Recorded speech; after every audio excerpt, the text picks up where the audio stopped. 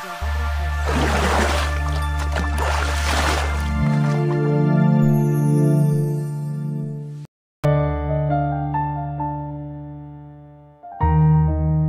perjalanan sang guru. Meninggalkan segalanya demi perjuangan, luka jadi cahaya, kehilangan jadi kekuatan. Inilah jejak seorang Gus Dur yang tak pernah menyerah, tak pernah berhenti. Di sebuah kampung kecil di lereng perbukitan, nun jauh dari hiruk-pikuk kota, lahirlah seorang pemuda pemberani, dengan visi misi besar yang kelak akan membawa cahaya bagi banyak jiwa. Kampung itu bernama Bengkaras, Desa Madiredo, Kecamatan Pujon, Kabupaten Malang. Beliau tumbuh dalam kesederhanaan, di lingkungan pesantren kecil ayahandanya yang diberi nama Pesantren Nurullah. Ayahandanya, yang seorang kiai, seringkali mengajaknya sowan ke pesantren, dan kepada kiai-kiai sepuh, untuk bertabaruk sekaligus menimba ilmu dari mereka. Di antaranya adalah Mbah Kiai Hamid Pasuruan. Kiai Haji Ilyas Muhsin nama ayahandanya, adalah seorang kiai sekaligus seorang mursyid thariqah, yang kelak menjadi guru mursyid beliau. Sejak kecil, beliau sudah dibekali dengan jiwa kemandirian yang kuat, dengan selalu berupaya meringankan beban orang tua dan keluarga. Bahkan, pendidikan formal beliau rela hanya sampai kelas 3 sekolah dasar. Lahir sebagai anak yang kedua dari 5 bersaudara, dengan kondisi ekonomi keluarga yang kurang baik, menambah kekuatan tersendiri untuk memupuk jiwa kemandiriannya. Di usia yang sangat belia ketika teman-teman sebayanya menjalani fase hidup yang normal dan alami sebagai anak, beliau justru sudah berperilaku dan berpikiran seperti orang dewasa. Saat di pagi hari anak-anak berangkat sekolah, beliau berangkat ke sawah milik orang atau tetangga, mengerjakan apa saja yang bisa beliau lakukan agar kebutuhan makan hari itu tercukupi. Dalam pikiran beliau hal ini sudah mengurangi beban keluarga. Sifat atau karakter yang tidak biasa itu juga muncul di kehidupan spiritualnya. Berziarah ke makam-makam orang saleh dan para leluhur adalah kebiasaan beliau sejak kecil hingga dewasa.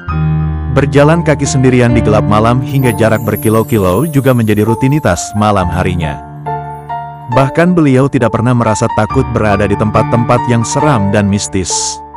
Malam demi malam, beliau berjalan kaki melewati jalan sepi, singgah di tempat-tempat sunyi, menyusuri musola-musola, kampung demi kampung, hingga jarak tak terhitung lagi. Pada usia sekitar 9 tahun beliau berangkat ke pesantren, diantar ayahandanya ke sebuah pesantren milik murid ayahandanya yang bernama Gus Said di Begawan, Jabung, Malang. Gus Said adalah salah satu murid yang dulu pernah mondok di pesantren Nurullah milik ayah beliau. Diceritakan bahwa Gus Said ini adalah sosok kiai yang keras, tegas bahkan galak mendidik beliau. Di pesantren inilah beliau mulai digembleng ilmu ketauhidan. Seperti halnya kehidupan saat di kampung halaman yang jauh dari kebiasaan orang umum, di pesantren ini pun beliau harus menjalani banyak hal yang tidak seperti santri lain pada umumnya. Beliau diizinkan tidak ikut ngaji di kelas tapi dengan syarat setiap hari harus mengambil kayu bakar di kebun atau hutan. Sejak itulah beliau mendapat tugas dari guru mencari kayu bakar, sementara santri lain ngaji di kelas. Beliau sendiri dididik dan digembleng dengan cara yang berbeda, keras dan juga dengan keilmuan yang berbeda. Di sini beliau lebih khusus mendapatkan ilmu dan gemblengan ruhani dan ketauhidan selama 7 tahun. Tidak satupun kitab tentang syariat yang beliau pelajari ataupun diajarkan oleh guru dalam kurun waktu itu. Sehingga ketika beliau pulang, tidak satupun ilmu syariat yang beliau bawa, bahkan untuk sekedar baca tulis pun beliau tidak bisa. Hingga datanglah satu peristiwa di mana beliau harus menjadi bahan ejekan para santri di pesantren ayahandanya sendiri. Beliau disuruh membaca beberapa kitab yang diberikan oleh kakaknya sendiri yang saat itu sudah menjadi kiai. Beliau menangis dan menyerah karena belum bisa membacanya. Akhirnya dalam kondisi malu dan merasa terhina, beliau bersedih di kamar dan bermimpi diantar ayahandanya ke sebuah pesantren kecil di desa Renokenongo, Porong Sidoarjo, yang sekarang menjadi tempat lautan lumpur lapindo. Dan dalam mimpi tersebut beliau seakan sudah mondok selama 41 tahun. Banyak sekali kitab-kitab yang beliau pelajari, termasuk kitab-kitab yang diberikan oleh kakaknya tadi. Subhanallah, setelah terbangun dari tidurnya, beliau bisa membaca semua kitab-kitab yang diberikan kakaknya. Maka sejak itulah beliau mulai mengajar ngaji santri-santri. Diceritakan bahwa setiap membuka kitab sebenarnya tulisan kalimat-kalimat pada lembaran itu sendiri yang berbunyi dan menuntun beliau membacanya, sehingga kitab sesulit apapun bisa beliau baca dan menjelaskannya. Ada satu peristiwa luar biasa yang beliau dapatkan selama di pesantren Gus Said di Begawan ketika digembleng ketauhidan, yaitu mendapatkan atau dianugerahi ma'asmihi. Peristiwa ini hanya akan dialami oleh seseorang yang mau mendalami ilmu ketauhidan dan di dalam jiwanya ada hasrat yang besar dalam pencarian menuju Allah. Ya, di umur yang sangat muda, antara 14 atau 15 tahun, tepatnya di awal menginjak masa akil balik, beliau sudah mendapat anugerah itu. Sejak itulah langkah dan pemikiran beliau semakin jelas, kuat dan kokoh dalam menjalani hidup dengan segala tantangannya. Setelah itu beliau berangkat lagi ke pesantren Tahfizul Quran, Pondok PPPI Jeru Tumpang Malang yang diasuh oleh Kiai Haji Mujahid Al-Hafiz. Di pesantren inilah beliau menghafal Al-Quran dalam waktu 3 bulan dan dikasih hafal 30 juz. Tanggal 31 Desember tahun 1982 adalah peristiwa sakral buat beliau. Hari itu adalah hari pernikahan beliau dengan Ibu Nyai Habibah Abdullah yang kemudian dikaruniai 5 orang anak, 2 putra dan 3 putri.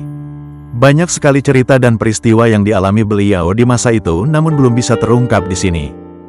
Setelah dibekali ilmu tauhid dan ilmu thariqah serta telah mendapatkan tuntunan dan bayatan kemursyidan oleh ayahandanya, maka beliau pun memulai membayat umat, meneruskan dan melanjutkan tugas ayahandanya sebagai mursyid. Dimulai dari kampung-kampung terdekat hingga melebar ke wilayah lain. Di samping membayat murid atau jamaah baru, beliau juga meneruskan membimbing murid atau jamaah dari ayahandanya yang dulu pernah mondok di pesantrennya. Seiring berjalannya waktu, semakin bertambah pula murid atau jamaah yang beliau bayat sebagai jamaah thariqah.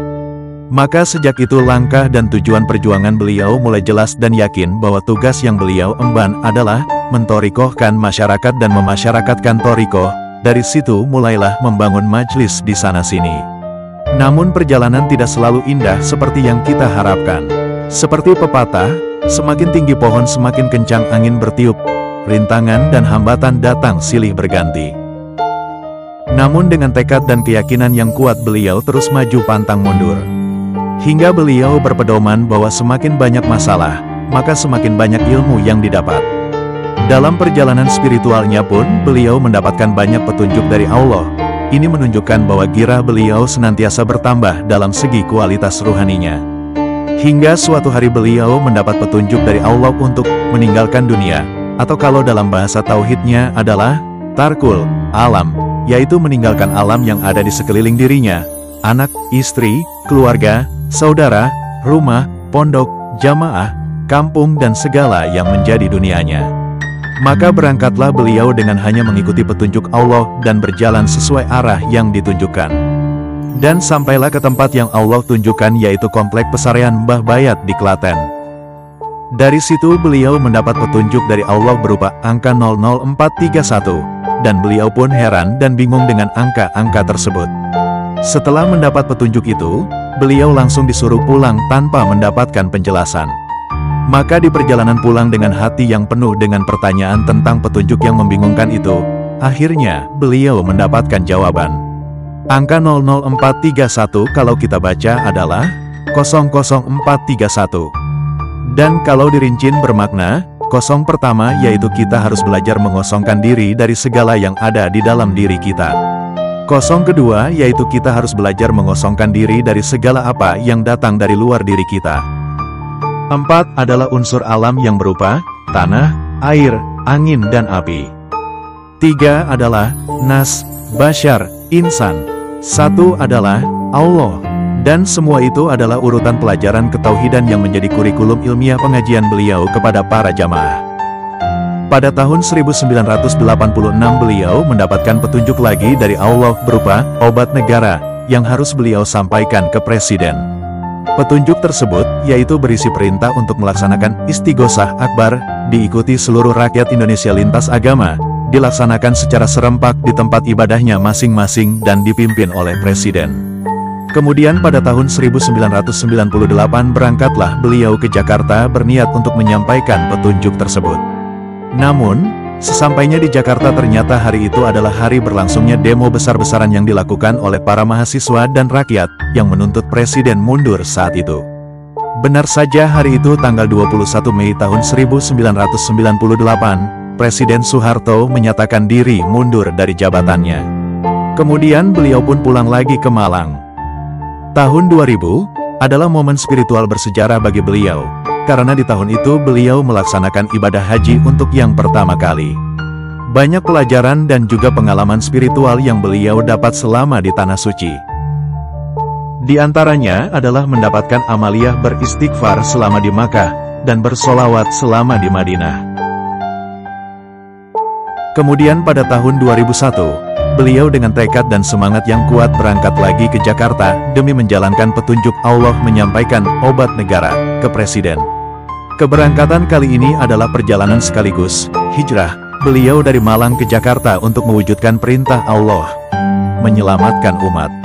Awal kehidupan di Jakarta adalah masa-masa yang paling pahit yang dirasakan beliau saat itu, di mana beliau harus tinggal dan hidup di daerah baru, perkotaan, tanpa saudara, tanpa teman, tanpa kerabat, dan yang lebih berat lagi yaitu tanpa bekal materi. Dari sini terbayang bagaimana susahnya mengawali kehidupan dengan tingkat kesulitan dan perbedaan yang jauh sekali dengan kehidupan di kampung.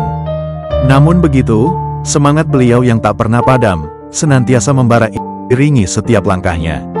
Tinggal di rumah kontrakan kecil, dengan suhu Jakarta yang panas, serta suasana pengap berhias ribuan nyamuk di setiap sudut ruang adalah ciri khas kehidupan sebagai pendatang baru kaum kontrakan. Berpindah dari satu tempat ke tempat lain juga merupakan tradisi yang tak bisa dihindari. Namun semua itu bukanlah penghalang yang berarti bagi pejuang sejati. Perjalanan baru mengawali langkah beliau, lembar pertama mulai dibuka. Menorehkan tinta di kanvas sejarah yang tak berujung. Inilah Masjid Al-Bina, bukan hanya sekedar masjid yang beliau temukan dan singgahi di awal perjuangan, namun Masjid Al-Bina, yang berarti sebuah bangunan juga sekaligus menjadi simbol petunjuk Allah dalam membangun sebuah kekuatan. Membangun dan menancapkan pondasi tauhid dan zikir sebagaimana amanah yang beliau emban. Di masjid inilah beliau mulai membangun dan merintis basis perjuangan di Jakarta, yang kelak akan menjadi bagian dari segmen Indonesia Raya, yaitu berkiprah di kancah nasional. Di masjid ini pula awal beliau mulai menyampaikan dan mengajarkan ilmu tauhid dan thariqah. Berawal dari beberapa jamaah atau teman, kemudian seiring waktu berjalan semakin bertambah jamaah yang mengikuti pengajian beliau. Lalu berpindah dari masjid satu ke masjid yang lain, yang diiringi dengan perpindahan rumah kontrakan. Dengan semakin banyaknya jamaah yang mengikuti perjuangan beliau, maka kebutuhan tempat atau rumah tetap pun dirasa sudah sangat perlu sebagai base camp utama perjuangan. Akhirnya pada tahun 2005 Allah menzahirkan tempat atau rumah tetap tersebut, setelah beberapa tahun beliau dan teman-teman jamaah sempat berpindah-pindah tempat. Diceritakan bahwa pada tahun 1980 beliau sudah mendapat petunjuk dari Allah untuk mendirikan Nahdlatul Aulia, dan petunjuk tersebut juga beliau sampaikan ke Mbah Yai Hamid Pasuruan, dan setelah disampaikan, Mbah Yai Hamid menyetujui, merestui, dan mendoakan, bahkan sangat mendukung untuk mendirikan organisasi Nahdlatul Aulia. Namun ada satu hal yang menjadi pesan beliau, yaitu, suatu saat nanti akan banyak partai politik di Indonesia, tapi Nahdlatul Aulia tidak boleh menjadi partai politik. Karena pada saat itu umur beliau masih sangat muda, yaitu sekitar 20 tahun, sehingga petunjuk itu beliau simpan dulu. Baru kemudian pada tahun 2006 setelah pindah ke Jakarta, beliau dan para jamaah yang berjumlah sekitar 100 orang, berangkat ke Gunung Kidul untuk amaliyah, riyadoh dan bermunajat di Gunung Gambar, yaitu tempat bertapanya Pangeran Sambernyawa.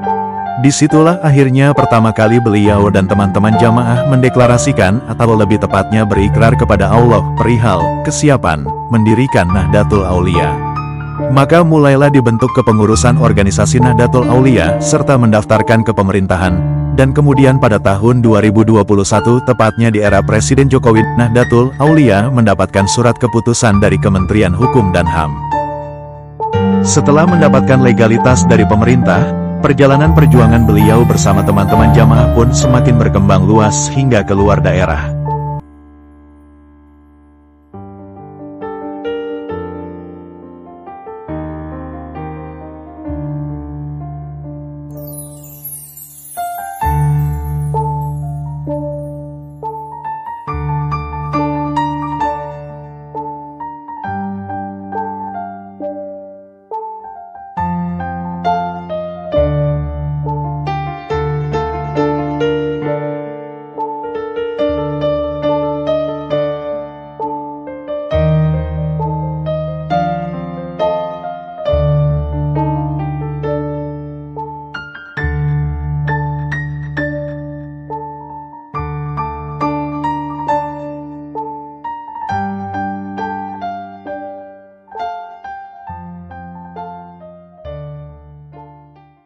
dalam hal ini langsung disampaikan oleh Sultanul Mursyid Al-Arif Billah Ki Haji Syekh Sirajuddin Ilyas. Kepada beliau dipersilakan dengan segala hormat. Allahumma sholli ala Muhammad. Bismillahirrahmanirrahim. Alhamdulillahi rabbil alamin. Wa bihi nasta'inu ala umuri dunya wa din. Wa ala alihi wa ashabihi wa dhurriyyatihi wa alaina ajma'in. Wa qala Allah ta'ala fi kitabihil karim. A'udzu billahi minasy syaithanir rajim. Ala inna awliya Allahi la khaufun 'alaihim wa la hum yahzanun. Di sini saya sebagai pencetus NA, yaitu Nahdlatul Auliya. Kenapa kok NA lahir? Kok enggak NU aja? Mungkin disinilah yang menjadikan yang menjadikan persoalan. Para bapak, para ibu, hadirin hadirat semuanya, perlu saya jelaskan dan perlu saya kenalkan, dan mudah-mudahan nanti setelah kenal dengan bahasa tak kenal tak sayang, dengan kenal itulah nanti para bapak, para ibu, hadirin hadirat juga para undangan menjadikan sayang. NA adalah dari bahasa Arab Nahdlatul Auliya, dengan bahasanya yaitu ngikutin bahasa kita, kebangkitannya para wali. Luar biasa. Mungkin ini yang menyebabkan jadi yang luar biasa tanda tanya.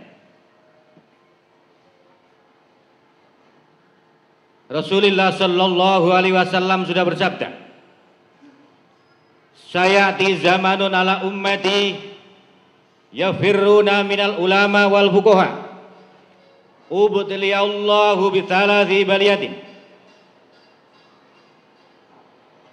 Dahulu kala Rasulullah sallallahu alaihi wasallam sudah memprediksi bahwa nanti akhir zaman bakal ada umat atau manusia yang gak doyan, yang gak mau alias melarikan diri daripada alim ulama atau alim fikih atau orang-orang yang berilmu. Kemungkinan berilmu ini banyak, ada yang dari penghayat kayak Mbah Romo Hatami, atau mungkin yang dari kepercayaan. Semua itu termasuk ulama. Dikatakan ulama di sini dengan bahasa Arab, bahasa Jawanya, yaitu orang-orang yang dititipin ilmu. Apapun itu bentuknya dan siapapun orangnya, kalau orang itu dititipin ilmu, maka itu disebut sama dengan ulama dengan bahasa santrinya. Atau mungkin romo, atau mungkin pandito. Itu termasuk tergolong min jumlatil auliya. Seandainya nanti ada zaman, dan di zaman itu semua orang-orang itu pada tidak mau mencari ilmu atau menjauhkan diri atau tidak ngereken para kiai atau para ulamanya tadi, maka Allah akan memberikan ujian yang berat sekali. Ini termasuk antaranya yaitu moral dengan moral sama dengan pada rusaknya. Jadi kalau kita di dalam ketuhanan, ada bahasa Arab Al-Khaliq, itu berarti Tuhan. Makhluk berarti kita semua.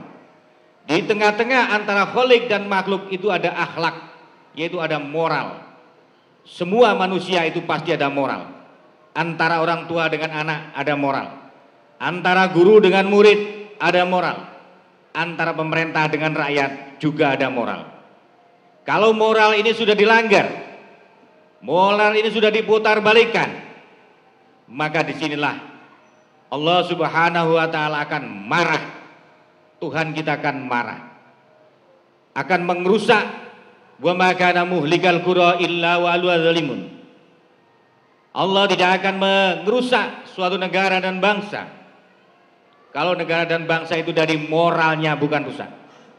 Maka untuk saat ini, hadirin dan hadirat, para bapak, para ibu semuanya, dalam Rakernas NA yang ketiga ini, mudah-mudahan bisa memberi kontribusi untuk negara dan bangsa dan agama atau kepercayaan kita, karena suatu hal yang diceritakan oleh Rasulullah Sallallahu Alaihi Wasallam, hubul waton minal iman, cinta negara dan bangsa sebagian daripada iman. Kalau kita mengaku orang iman, maka kita pun harus merasa bertanggung jawab atas kerusakan moral-moral atau kerusakan iman tadi.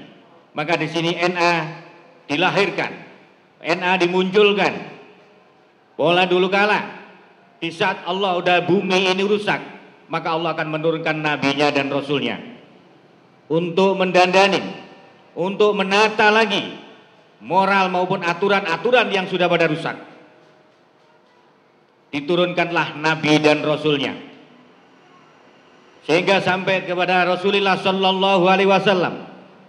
Dan semua para nabi, para rasul, perlu kita catat dan perlu kita ingat, kelahirannya beliau ini semua dari kerusakan dan dari kebejatan.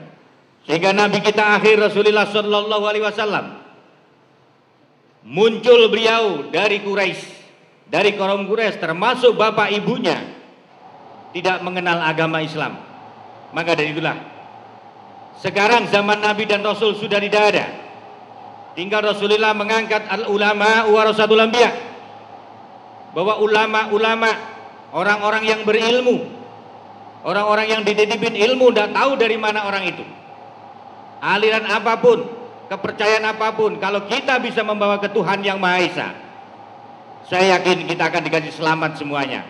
Karena di Al-Quran diceritakan, inna lillahi wa inna ilaihi rajiun.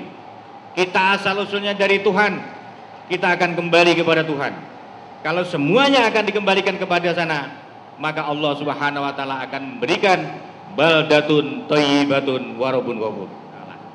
Kepada Tuhan kita yang maha bijak, yang maha pintar, yang maha memberikan solusi kepada kita semua, termasuk negara dan bangsa. Sehingga di situ saya lambangkan dengan air. Air itu menyejukkan, air membersihkan, tapi jangan lupa air itu juga menghanyutkan. Maka dari itulah mungkin lambang-lambang inilah yang menjadi patokan-patokan kita, sehingga kita bisa Bhinneka Tunggal Ika, bisa sekalian yaitu menyegarkan diri kita, kerohanian kita, sehingga negara dan bangsa dan moral kita awali dari diri kita sendiri, yaitu kata Allah Subhanahu wa taala, ku anfusakum, perihalalah, tatalah, dandanilah diri kita sendiri dulu. Baru setelah diri sendiri kita tahu, yaitu man arafa nafsa faqad arafa rabbah. Siapa yang tahu diri kita sendiri, maka orang itu akan tahu Tuhannya. Dengan tahu Tuhannya lah, maka dia akan berlindung, akan memohon pertolongan untuk mendandani moral-moral kita yang sudah pada rusak ini. Para bapak, para ibu, undangan sekalian, perlu juga saya jelaskan para wali songo. Sejarah wali songo menurut di kitab Al-Quran yang sudah diterangkan, bahwa karomah atau derajatnya wali songo itu berputar 500 tahun. Kalau sudah 500 tahun, maka karomahnya akan dikit demi sedikit akan pudar. Kepudaran ini maka nanti suatu saat moral itu akan rusak. Maka di sini para wali songo itu secara kerohaniannya dia amat sangat sedih sekali. Dia merana. Kalau orang Jawa mengatakan dia itu yaitu ngumboro. Kebingungan dia mencari orang-orang, mencari wadah-wadah yang kiranya pas untuk menerima karomah atau derajatnya wali-wali yang bakal untuk meneruskan perjuangannya. Maka dari itulah kita munculkan Nahdlatul Auliya sebagai kebangkitannya para wali, yang dimaksudkan kebangkitannya yaitu membangkitkan jiwa-jiwa kita, membangkitkan jiwa-jiwa yang kewaliannya, sehingga kita akan berani. Karena itu tadi alasannya bahwa Wali Songo khususnya yang mendirikan Islam di Indonesia, yang membawa Islam agama di Indonesia ini, dengan itulah maka beliau ukurannya 500 tahun dalam 500 tahun keputaran ini maka akan pudar. Dalam kebudaran ini beliau mengharapkan ada generasi penerus, tidak tahu itu dari mana. Mungkin dari kepercayaan, mungkin dari paranormal, mungkin dari orang ulama, para kiai, santri, orang umum. Karena kewalian itu sebagai jiwa yang perlu dididik, yaitu kemoralan kepada nusa dan bangsa dan negara, dan kepada Allah Subhanahu wa Ta'ala. Dalam penyampaian saya ini ada kekurangannya, kurang mengenakan dalam sanubari hati kita semua. Saya mohon maaf yang sebesar-besarnya atas nama NA. Apabila di acara ini kurang berkenan, saya mohon maaf yang sebesar-besarnya. Akhirul kalam, billahi taufiq wal hidayah, wa ridho wal inayah, wassalamualaikum warahmatullahi wabarakatuh.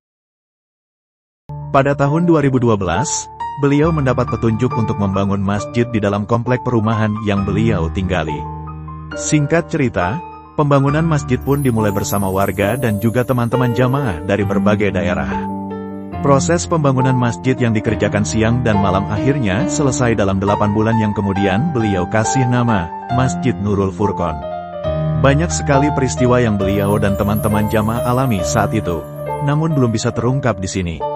Satu hal yang harus disampaikan tentang masjid ini adalah bahwa Masjid Nurul Furqon ini dibangun di atas pondasi ketakwaan dan ketauhidan, atas perintah Allah yang dilewatkan Gus Din. Masjid Nurul Furqon ini juga dibangun di atas 3 pilar agama, Islam, Kristen dan Buddha. Artinya bukan murni dari sumbangan orang Islam saja. Maka Allah pun memberi hadiah buat mereka yang non-muslim, yaitu, pertama, pohon cemara buat saudara kita yang Kristen. Kedua, jendela dan pintu yang berbentuk stupa buat saudara kita yang Buddha, dan yang ketiga, adalah kubah yang letaknya paling atas, itu buat kita yang Muslim. Hanya berselang sekitar 1 tahun, beliau dapat petunjuk lagi dari Allah disuruh bikin rumah di samping masjid. Kemudian petunjuk itu pun diikuti oleh beliau dengan segera membangun rumah. Sama seperti ketika membangun masjid, pembangunan rumah pun dikerjakan siang dan malam oleh teman-teman jamaah dari berbagai daerah. Setelah rumah itu jadi, beliau pun berpindah ke rumah baru tersebut. Maka sejak itu sarana dan prasarana buat media dakwah menyampaikan ilmu tauhid dan thariqah pun semakin lengkap. Dan sejak di rumah baru ini pula perkembangan jamaah semakin bertambah banyak, serta perjalanan beliau semakin luas hingga keluar pulau. Maka beliau pun mendapatkan hidayah untuk membayat dan mengangkat khalifah, mursyid, dan mursyidah agar perjuangan dakwah bisa terwakili oleh para khalifah dan mursyid di daerah masing-masing. Kemudian pada tahun 2014 beliau mulai membayat khalifah sebagai mursyid di berbagai daerah. Pada hari Sabtu tanggal 12 Desember tahun 2015 bertepatan dengan milad beliau yang ke-55, adalah hari yang sangat bersejarah bagi beliau dan kita semua para jamaahnya. Karena hari itu kita menjadi saksi atas peristiwa yang begitu sakral yang Allah anugerahkan kepada beliau, yaitu pengukuhan guru kita, Syekh Sirojuddin Ilyas Al-Arif Billah sebagai Sultanul Mursyid. Di samping mengajarkan tauhid, membayat thariqah, membayat khalifah sebagai mursyid dan mursyidah, beliau juga mengadakan program umroh rasa haji, atau kalau dalam bahasa beliau adalah Ma'a Rasul. Program ini sejalan dengan kajian ketauhidan yang selama ini beliau ajarkan kepada kita, yaitu Ma'aman, Ma'awali, Ma'a Rasul, dan yang terakhir adalah Ma'a Allah. Dan itulah hakikat tujuan kita dalam mengarungi kehidupan. Sebagaimana hadits yang diajarkan Rasulullah, kun ma'allah wailam takun ma'aman, wadalika mausuluka ilallah. Kemudian pada tanggal 12 Desember tahun 2018, bertepatan dengan milad guru kita yang ke-58, ada satu sejarah tercatat yaitu, terbentuknya 54 nama kewalian, atau telah sempurnanya para khalifah dalam mengisi tugas 54 kewalian.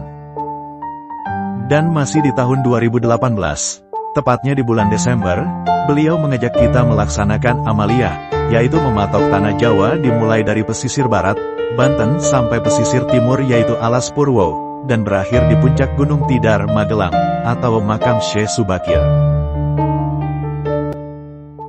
Pada tahun 2019, beliau bersama beberapa teman jamaah berangkat ke Madinah untuk survei villa tempat tinggal, yaitu mengikuti petunjuk dari Allah untuk hijrah ke sana. Sampai di Madinah, beliau disambut oleh Bapak Agus Maftuh yang pada saat itu menjabat sebagai Duta Besar Indonesia di Arab Saudi.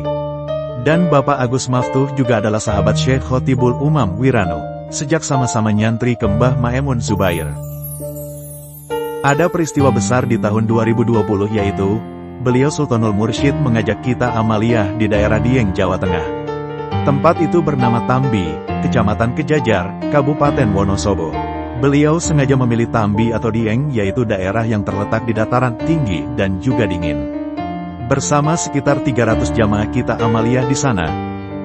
Dan salah satu peristiwa yang kita saksikan selain pengangkatan atau pelantikan mursyid dan mursyidah adalah, beliau Sultanul Mursyid Syekh Sirojuddin Ilyas Al-Arif Billah, menunjuk dan menyerahkan tongkat kepemimpinan perjuangan Nahdlatul Aulia kepada Syekh Khotibul Umam Wirano.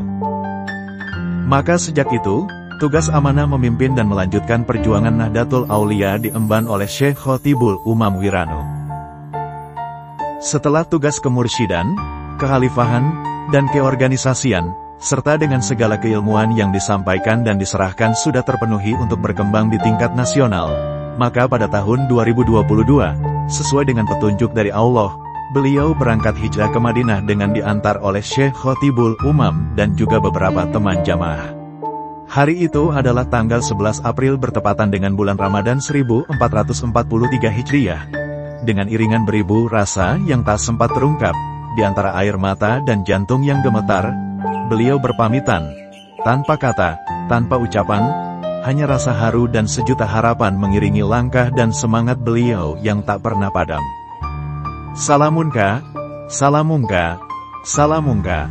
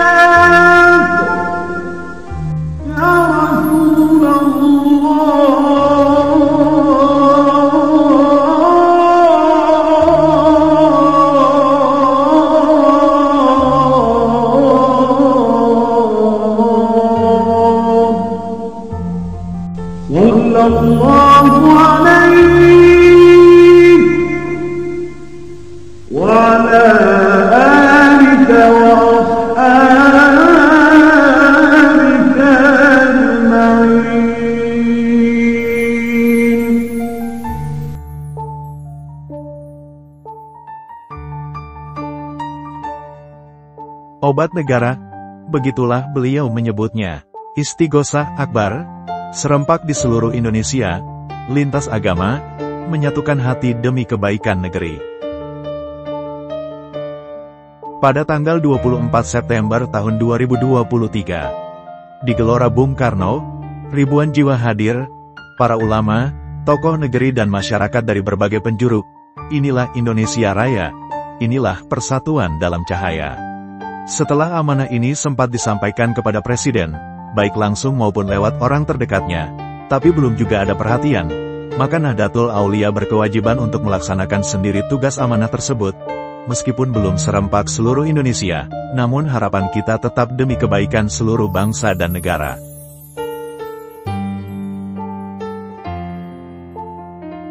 Banyak sekali pesan dan kesan dari acara istighosah khususnya yang kita laksanakan dan amaliahi di tempat ini, banyak sekali makna, baik tersurat yang dilewatkan guru, maupun tersirat pada peristiwa yang kita saksikan dan rasakan. Mari, terus dan istiqomahkan pesan yang telah beliau sampaikan, hingga kita mengerti hakikat yang dimaksudkan. Begitulah yang menjadi ciri dan cara yang beliau senantiasa ajarkan.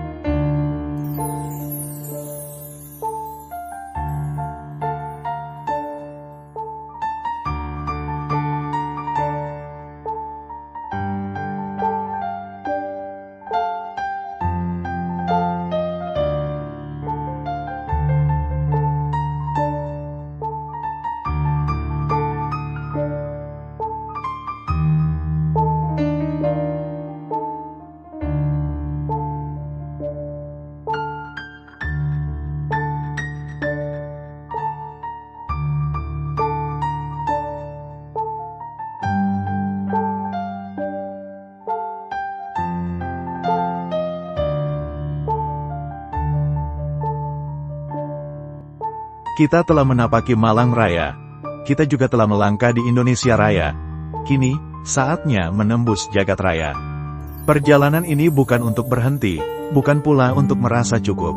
Sebagaimana pesan guru, yang menjadi pesan sepanjang hidup, jangan berhenti di suatu tempat. Dan jangan bangga dengan suatu derajat, karena jalan menuju Allah adalah perjalanan tanpa akhir. Thariqah dan Tauhid adalah tongkat kita, sebagai penuntun kembali, yang harus terus dikibarkan, hingga setiap hati dan jiwa, dari manapun asalnya, bisa mengenali sejatinya, menembus batas jagat raya.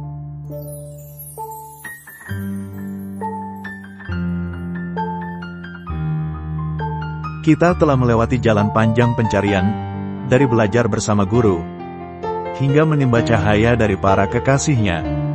Kini, langkah kita dipanggil naik, menuju kepada Sang Utusan, belajar langsung dari jejak sang pembawa risalah, yang ajarannya tak pernah padam meski raganya telah kembali ke haribaan. Dan puncaknya, adalah Maha Allah. Disitulah seluruh perjalanan ini bermuara. Bukan sekadar ilmu, bukan sekadar derajat, tapi perjumpaan hakiki, yang menjadi tujuan segala jalan.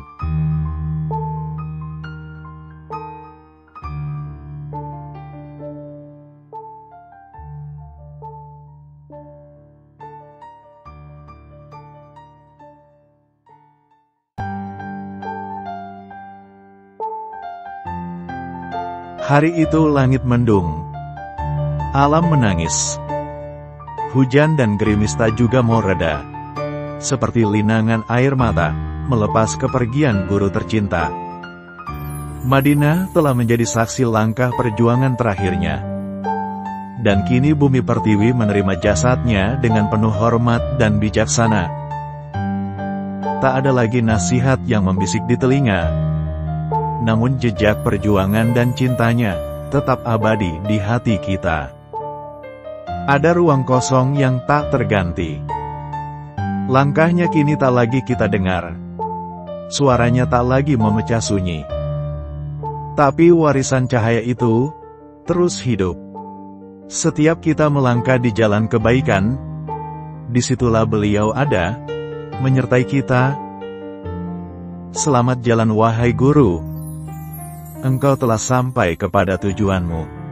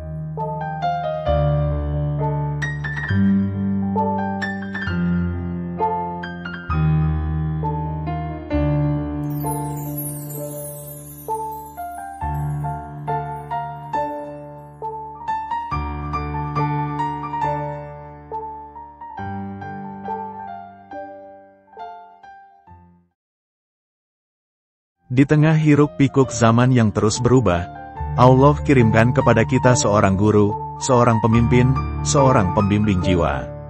Beliau hadir bukan sekadar untuk mengajar, tapi untuk menuntun. Setiap senyum dan langkahnya membawa keteduhan. Setiap kata dan nasihatnya menjadi penyejuk hati. Inilah sosok yang tak pernah lelah, mengajak kita kembali kepada Allah.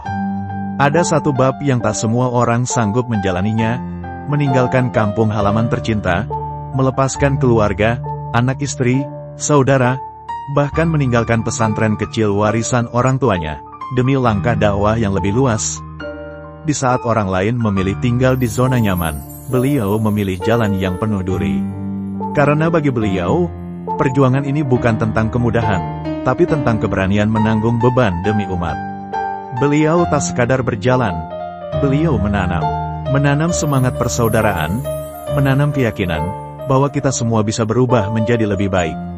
Menyatukan yang jauh, merangkul yang berbeda. Mendirikan gerakan yang kini kita kenal sebagai Nahdlatul Aulia, sebuah rumah besar yang lahir dari keringat, air mata, dan munajat yang tak pernah putus. Sahabat, perjuangan kita belum seberapa dibanding perjuangan beliau. Beliau bertahun-tahun menapaki jalan ini sendirian, tanpa mengeluh, tanpa berhenti. Kini, tugas itu ada di pundak kita. Mari kita lanjutkan. Mari kita kuatkan. Jangan pernah menyerah. Karena setiap langkah kita adalah kelanjutan dari langkah sang guru. Dan kelak, kita akan bertemu beliau dengan membawa kabar bahwa pohon yang beliau tanam kini tumbuh lebih rindang dari sebelumnya.